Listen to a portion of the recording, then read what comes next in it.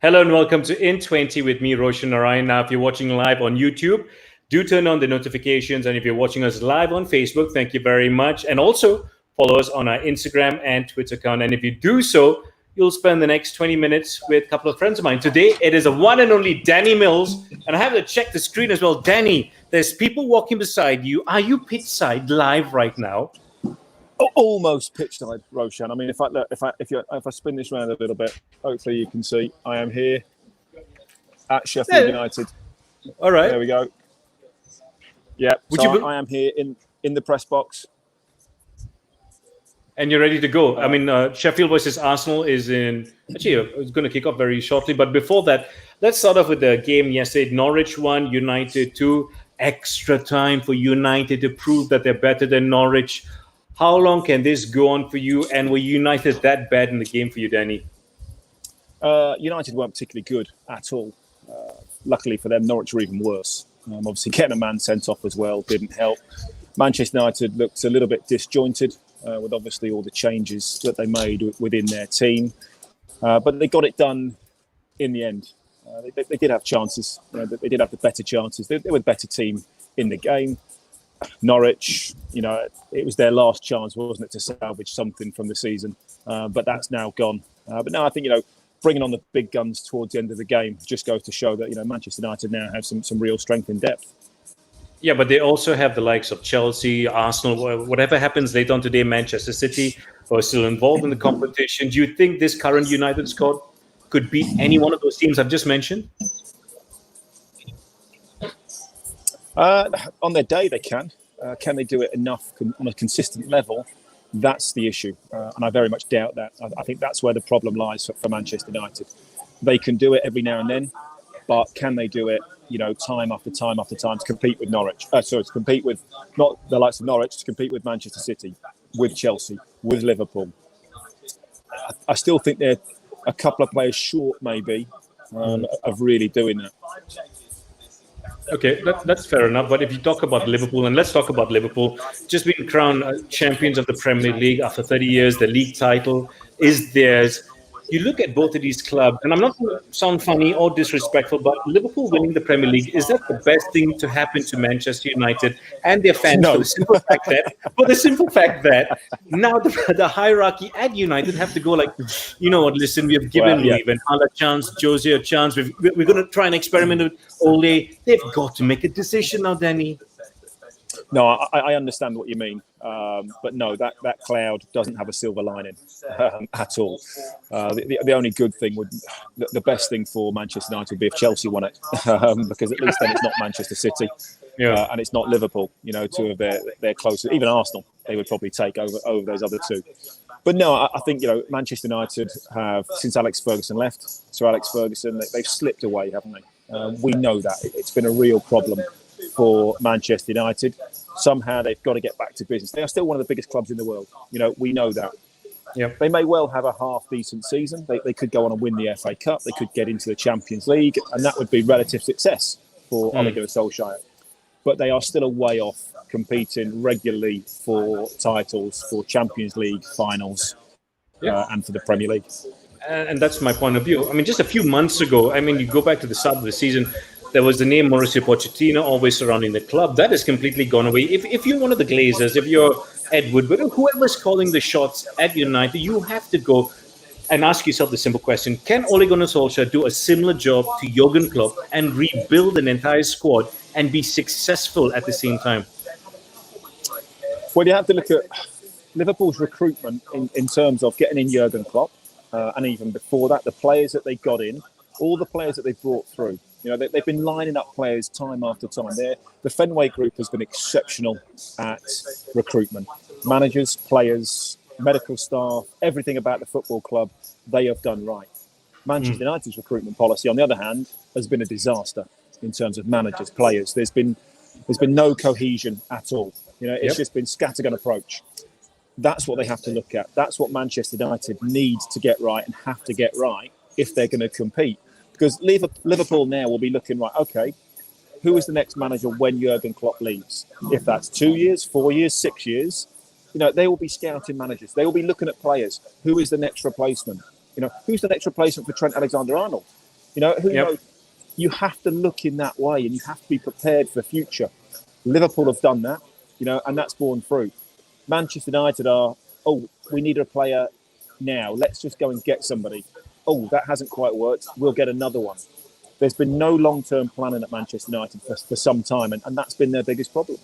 So how do you rectify that situation right now? It's just say, for example, if you were in that situation, would you ask yourself this question? And it's always a question, let's give Oli some time and then, bring in a manager after he's laid the foundation.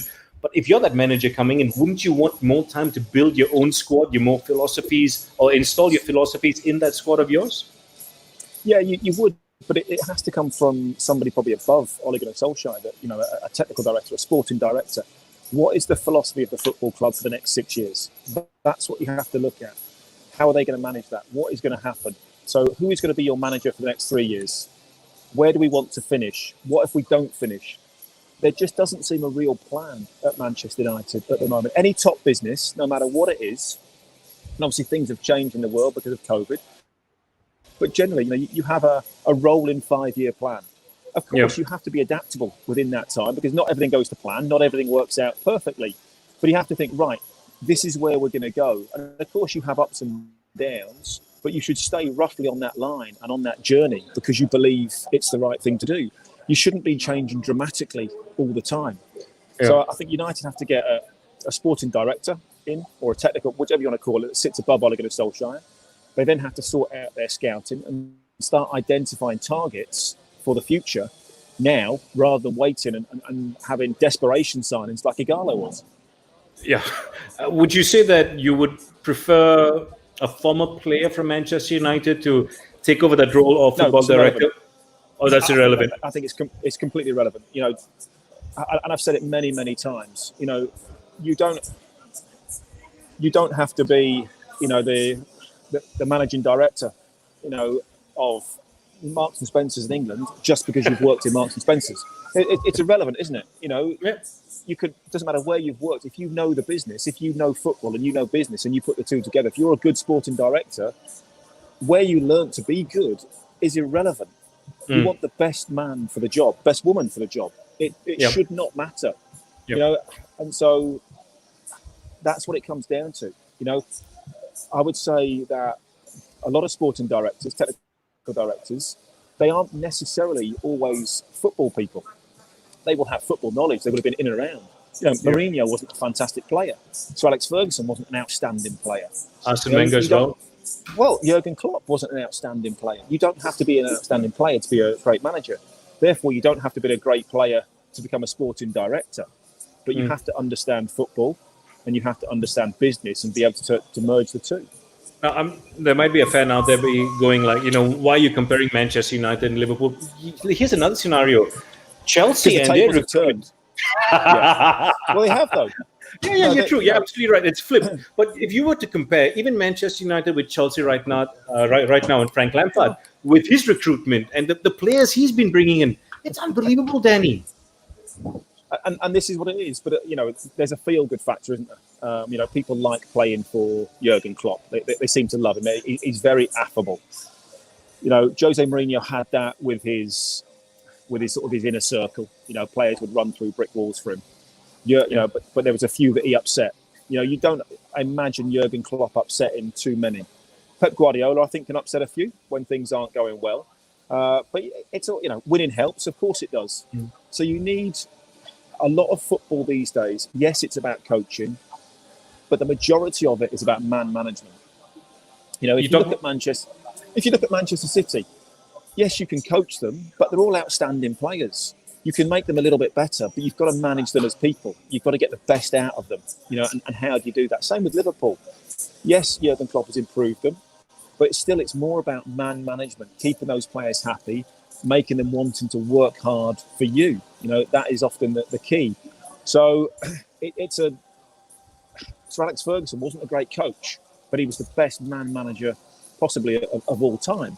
So, the football world is changing. The top clubs, they are improving players, but they're not buying raw talent, are they? They are waiting and they're buying very, very good players and they're making them better. You mentioned the term man management. it's quick how quick a lot of people have forgotten, and we spoke about this when you were here in Malaysia the last time we worked together, how Jurgen Klopp took care of Daniel Sturridge.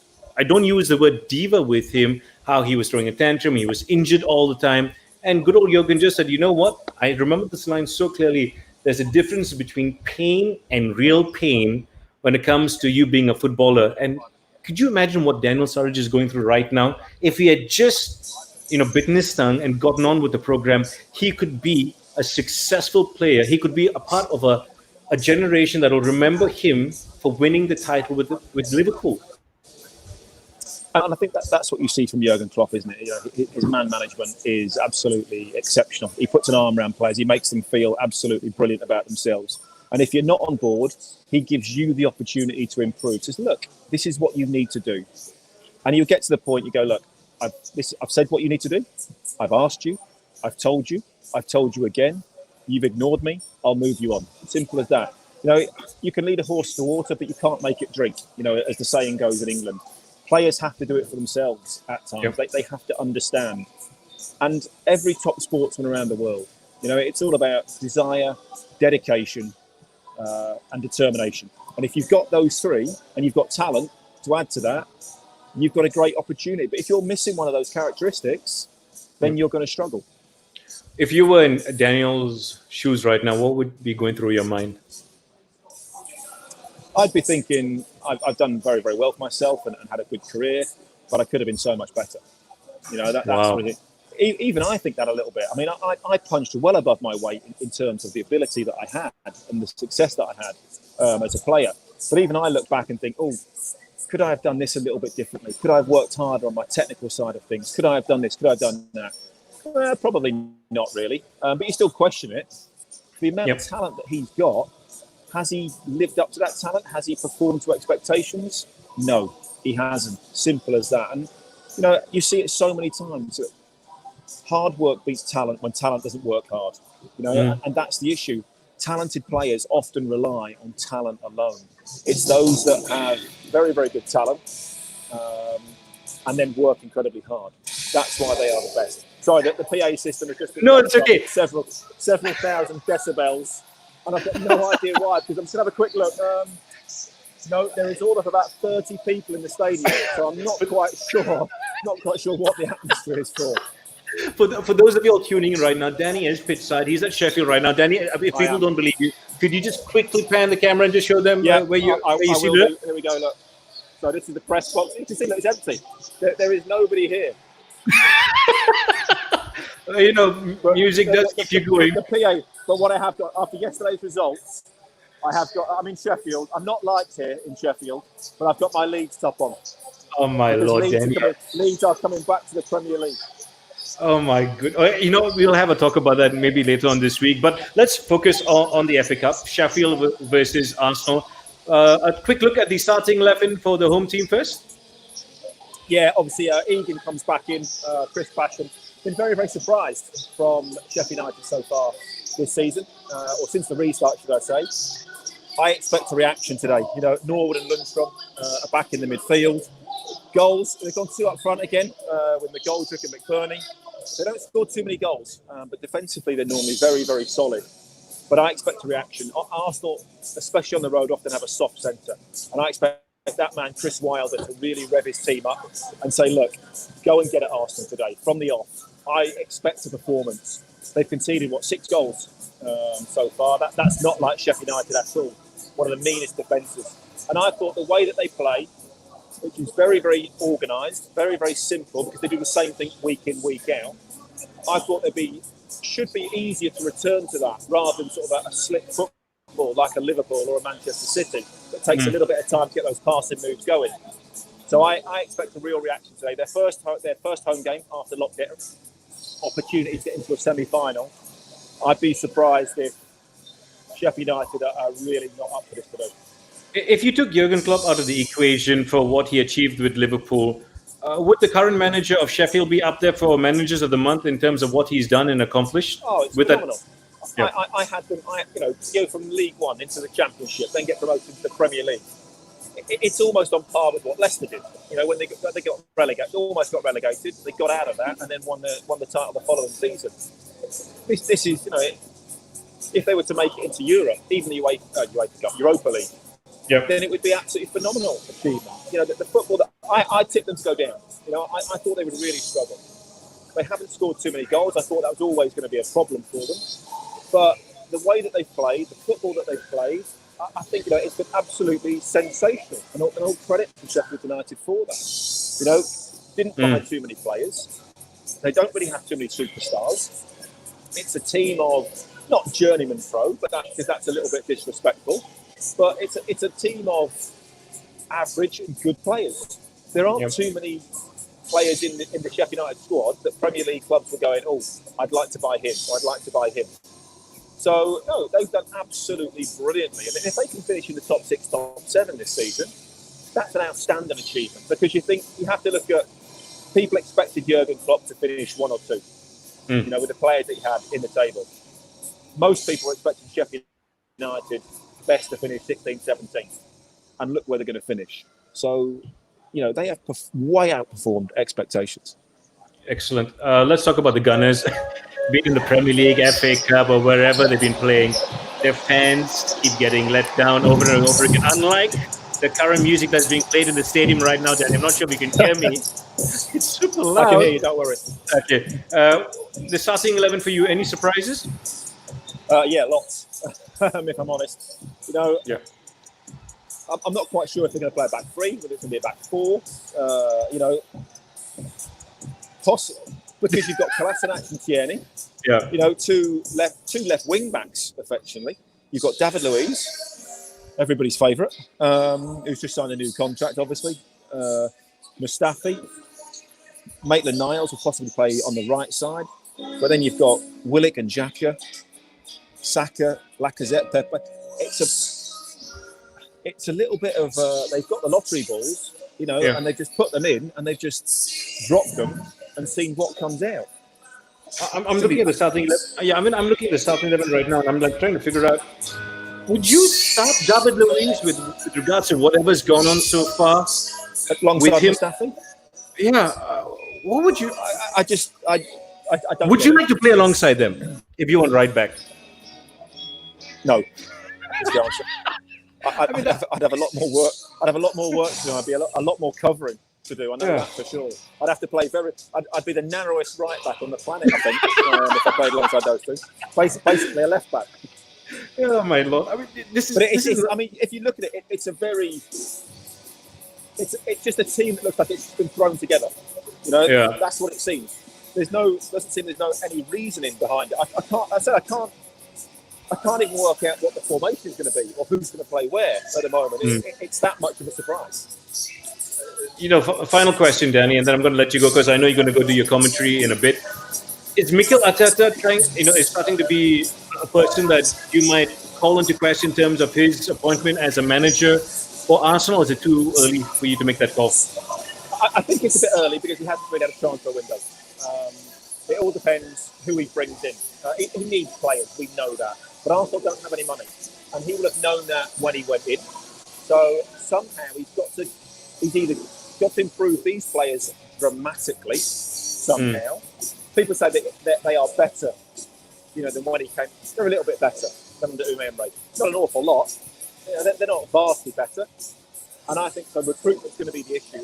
Where does he find these players from? Because that team I look at the moment, that's not challenging for top 4 next season, is it? No chance.